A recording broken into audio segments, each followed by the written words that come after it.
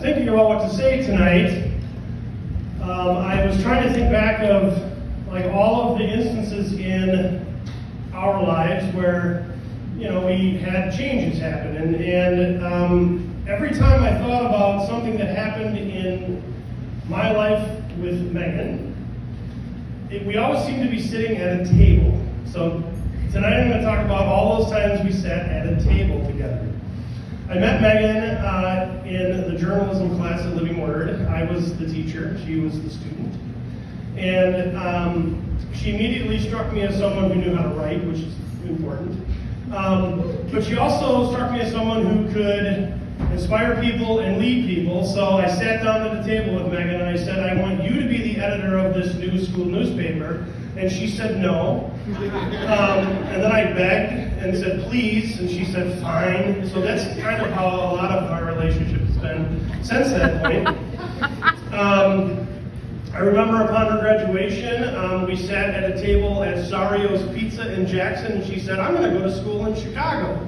And I said, good luck. And she went, and she did great, and she was brave. And I remember sitting at her kitchen table when her mom was sick, and Megan asking me, like, what am I going to do? And I said, you're going to be great, and you're going to survive, and you're going to remember your mom. And I remember sitting at her kitchen table and seeing her mom last time I saw her mom, and it was one of the greatest memories I have of being with Megan, because I knew how strong she was, but at that point, I saw her know how strong she is. I remember sitting at a table in a bar in Chicago with Megan, and she said, hey, I'm going to move back to Wisconsin. And I said, okay, that sounds great. And I'm going to buy a house in Milwaukee. And I said, oh, okay, that sounds really great too. And she said, I'm going to go to school at Concordia. And I went, well, okay, I think you'll do great. And she did great. And we spent a lot of time at a table at a coffee shop in Mequon at Fiddleheads. She would be studying how to map sentences in Shakespeare, and I would be trying to figure out how to teach, which I still haven't really figured out. I remember sitting at a table at a coffee shop in West Bend, and Megan said, I met this guy, Jay. And I said, oh, okay. She did not show me the Bumble profile, so I didn't know how cute he was, but I found out pretty soon how cute he is. I often tell Megan how beautiful Jay is. She says, stop, and I say, oh, okay.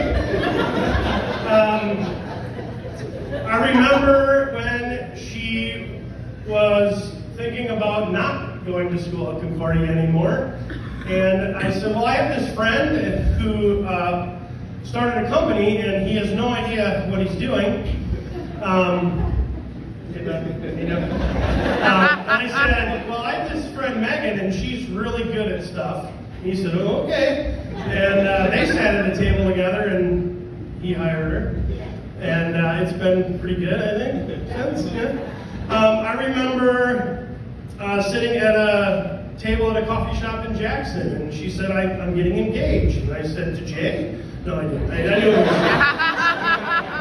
I said, okay, that sounds really great. And then I have the privilege of sitting at a table with Megan in conference room 3 in Cedarburg almost every day as we do work and talk about things. Megan will tell you that I'm up here today giving this speech because I have mentored her throughout part of her life.